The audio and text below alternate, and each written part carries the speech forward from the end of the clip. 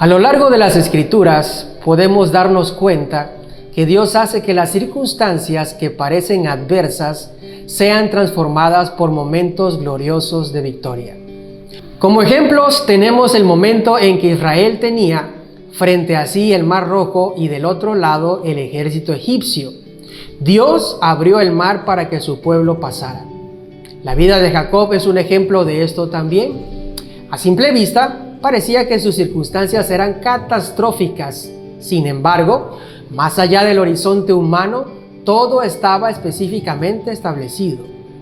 Jesús, huyendo a Egipto por la persecución de Herodes, cumplió una más de las profecías del Mesías.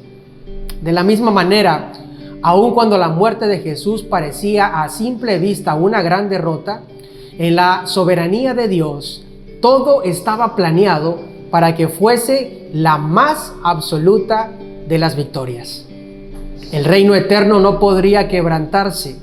El Rey soberano permanecería por siempre, aunque tuviese que estar 3 días y 3 noches en el corazón de la tierra. Me gustaría que meditáramos qué dice Dios en su palabra respecto de la muerte y resurrección de Cristo.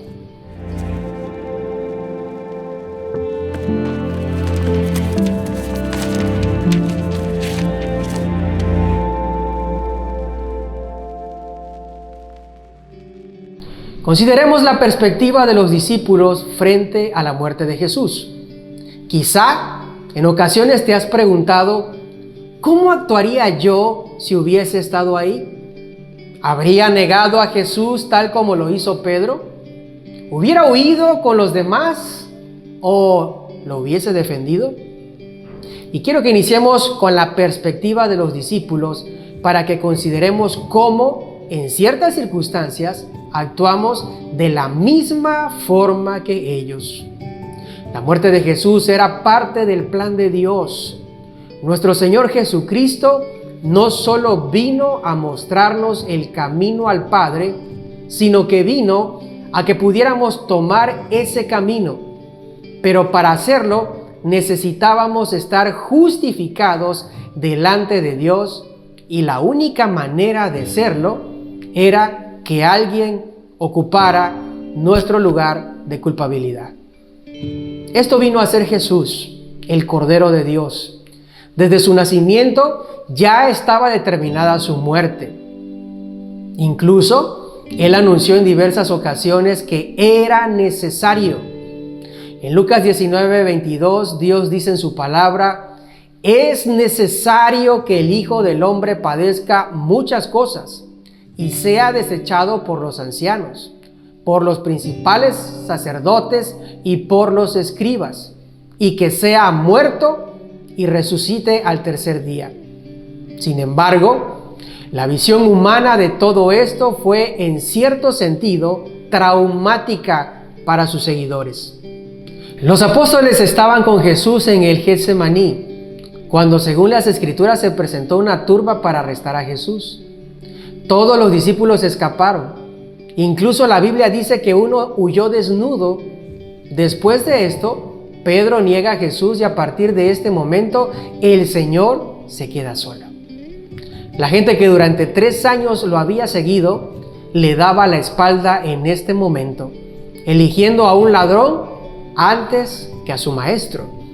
Sus seguidores temerosos se escondían entre la multitud, observando los acontecimientos encubiertamente.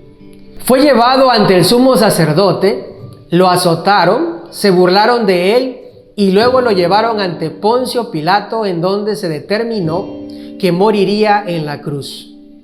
Durante todo este tiempo, el Señor estuvo solo. Una vez que se dictaminó su muerte, tuvo que cargar su propia cruz hasta el Gólgota. Durante todo el camino, fue azotado y sufrió las burlas de los soldados romanos y la multitud que le abucheaba. Una vez llegado el lugar de la calavera, sus manos y pies fueron clavadas en el madero. Perdió mucha sangre en el camino. La posición en que lo crucificaron le hacía difícil la respiración. Estuvo algunas horas así. Fue de tal la agonía de su muerte que la Biblia dice en Mateo 27:46, cerca de la hora novena, Jesús clamó a gran voz diciendo: Elí, Elí, lama sabactani. Esto es: Dios mío, ¿por qué me has desamparado? Al final, la Biblia dice en Lucas 23:46, entonces Jesús, clamando a gran voz, dijo: Padre, en tus manos encomiendo mi espíritu. Y habiendo dicho esto, expiró. A la luz de la perspectiva humana, el gran maestro, considerado libertador de Israel, había muerto. Sin embargo, la muerte no era el final para Jesucristo. Por el contrario, era parte de su plan. La Escritura establece que al tercer día, Él resucitó de entre los muertos. Era necesario que pasara por la muerte para justificarnos. Sí, pero la muerte no podía ser su final. Después de esos acontecimientos, los apóstoles lo entendieron. Según Hechos 2:24, el apóstol Pedro dijo: al cual Dios levantó, suelto los dolores de la muerte, por cuanto era imposible que fuese retenido por ella. Es maravilloso llegar al entendimiento de que nuestro Señor Jesucristo es Rey vencedor y mantiene todo bajo su control. Nuestra fe descansa en el hecho de que no solo murió por nuestros pecados, sino que se levantó de entre los muertos para nuestra justificación. La victoria última fue conquistada por Jesús y compartida con todos aquellos que creemos en Él como Señor y suficiente Salvador. De la manera que Él ha vencido a la muerte, así también todos sus seguidores venceremos a la muerte por el poder que actúa poderosamente en nosotros gracias a su misericordia. La manera en que lo expresa el apóstol Pablo en 1 Corintios 15, del 51 al 57, es la siguiente y es magistral.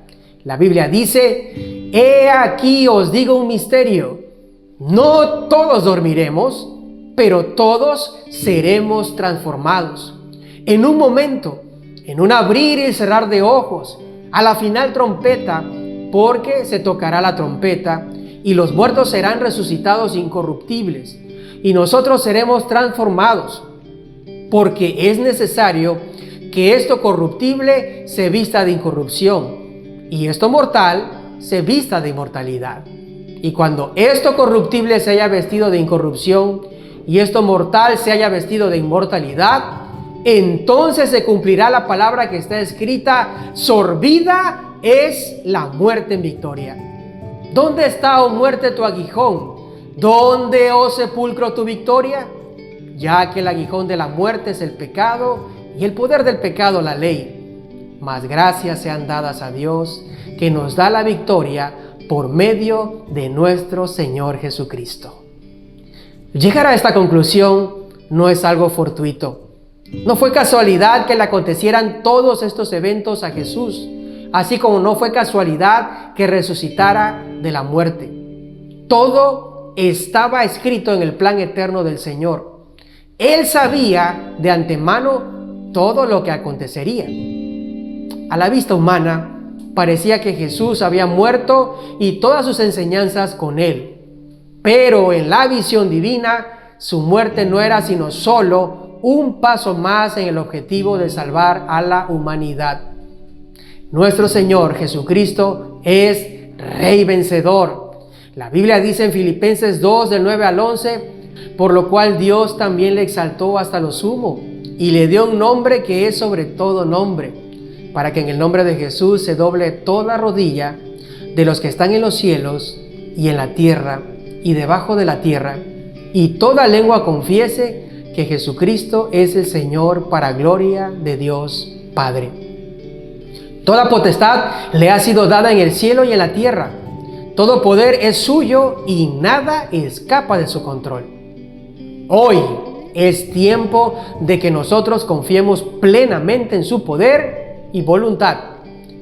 Quizá a la visión humana parezca que estamos en medio del caos, sin embargo, aún en las circunstancias más terribles y en la hora más oscura, Dios sigue siendo el Rey vencedor. Dios te bendiga.